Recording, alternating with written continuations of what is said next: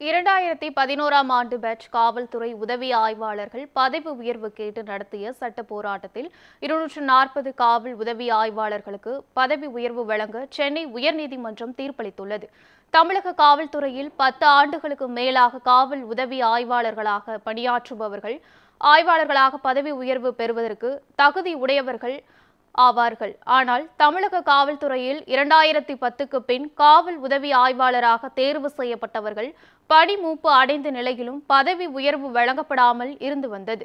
இந்நிலையில் பணி மூப்பும் தகுதியும் உடைய காவல் உதவி ஆய்வாளர்கள் தங்களுக்கு பதவி உயர்வு வழங்க வேண்டும் என்று சென்னை உயர்நீதிமன்றத்தில் வழக்கு தொடுத்திருந்தனர். இந்த வழக்கை விசாரித்த நீதிபதி தகுதியுடைய 240 காவல் உதவி ஆய்வாளர்களுக்கும் பதவி உயர்வு வழங்க வேண்டும் என உத்தரவிட்டு வழக்கை முடித்து வைத்தார்.